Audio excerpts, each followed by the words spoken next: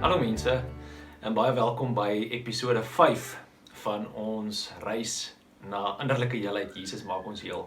Nou weer is al 'n bietjie van 'n cliché om iets as 'n reis te beskryf. Nee, maar as dit kom by ons geestelike groei of ons geestelike pad, dan is dit 'n gepaste beeld, want weet julle ons pad na geestelike groei loop nooit net soos 'n grafiek wat so eenduidig opgaan nie. Dit is meer soos 'n reis met verskillende afdraaipaadjies, met verskillende ontdekkings, met verskillende struikelblokke, maar tog as dit saam met die Here is, met daai wete dat ons iewers heen op pad is. Dat ons op pad is uiteindelik na ons ware tuiste in en by hom. En in hierdie venster op ons geestelike reis, hierdie reis na innerlike heelheid, het ons spesifiek gekies om daarby stil te staan, omdat dit so dikwels afgeskeep word. Maar dit is so 'n belangrike deel van ons verlossing, van dit wat Jesus in ons lewe kom doen as hy vir ons die nuwe lewe gee. En soos alle aspekte van ons geestelike lewe, neem dit tyd. Want oor tyd groei ons bewustheid en verdiep ons insig in hierdie innerlike dinamika van ons, soos wat ons weer en weer met sekere temas gekonfronteer word. Maar daar moet ook 'n doelbewustheid wees om op hierdie reis te gaan. Ons gaan nie outomaties maar net saam gaan op hierdie reis na innerlike heelheid nie. Want die val self, waar ons net nou gou weer gaan recap, het maar 'n houvas op ons en ons is geneig om weer terug te val in ons ou patrone, as ons nie intentioneel, doelbewus, gefokus op hierdie reis bly nie. So kom ons herbesoek net weer die riglyne wat ons heel aan die begin gegee het, ons sekuriteit amper, om ons te help om doelbewus op hierdie reis te bly. Nommer 1 is dat ons naby aan die Here sal bly, dat ons sal bly oefen aan die ritmes van ons geloof, dat ons rustig sal word by hom, sal leer wag en vertrou, en dat ons saam met hom na binne sal gaan. Die tweede een wat ons gesê het wat baie belangrik is, so terloops kom ek voeg net by die eerste ene, om 'n joernaal te hou, help mense ook baie om te reflekteer, en later weer terug te gaan op jou refleksies, en op jou groeiwaarde. Nommer 2 is dat jy vir jou reisgenoot sal kry.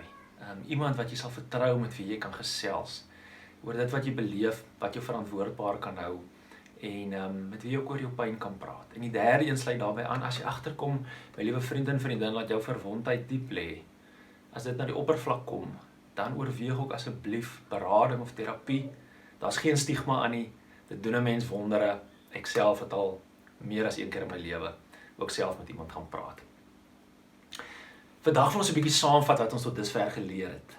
Ons het geleer dat ons almal verwond is, dat ons almal uit ons verlede uit wonde het, en dat ons op verskillende maniere probeer kompenseer daarvoor. Onsself probeer beskerm teen meer seer kry.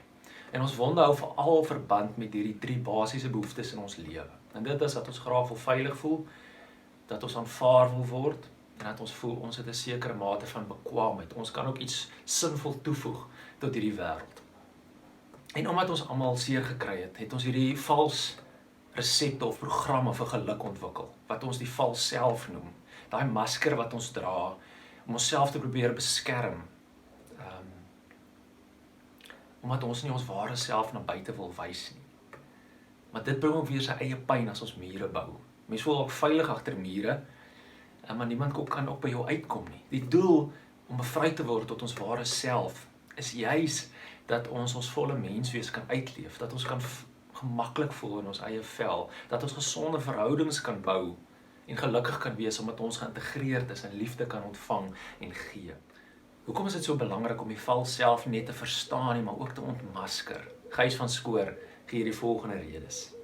Hy sê die val self beïnvloed ons vermoë om God te hoor. Die val self is 'n plaasvervanger vir God se liefde in ons lewens. Die val self hou ons vasgevang in negatiewe emosies. Dit maak van ons slawe van teenproduktiewe denke en gedrag, en dit omseil vertraag en blokkeer ons geestelike transformasie. En so terloops, hoe weet jy wanneer die val self opdaag? Wanneer jy daar ingetrek word? Gaan kyk so 'n bietjie wanneer jy 'n behoefte het om jou pyn te verdoof, en let ook 'n bietjie op wat 'n strategie jy gebruik. Verdrink jy jouself in werk? Gaan oefen jy? Kyk jy TV? Gaan jy op sosiale media? Bly jy besig? En soos Dr. Phil altyd gevra het, how's that working for you? Ons teks vir komende Sondag is in Matteus 16, waar Jesus ons uitnooi om ons lewens terug te kry, deur ons lewens te verloor. En dit is ook gepas vir die ware self en die vals self. Jesus is ons sekuriteit, sy liefde, sy belofte dat hy sal saamgaan op hierdie reis na binne, dat hy ons sal lei deur sy gees, bied vir ons die sekuriteit om daarmee te waag. En as Jesus ons sagmoedig en nederig en genadig hanteer, dan moet ons ook dieselfde met onsself doen. Kom ons sluit af met Gys van Schoor se roetekaart vir hierdie proses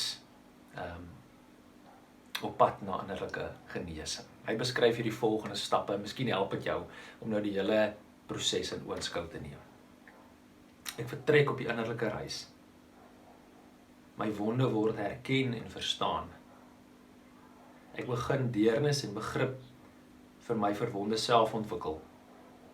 Ek kry meer insig ten opsigte van die vals resepte vir geluk en vir my verdedigingsmeganismes.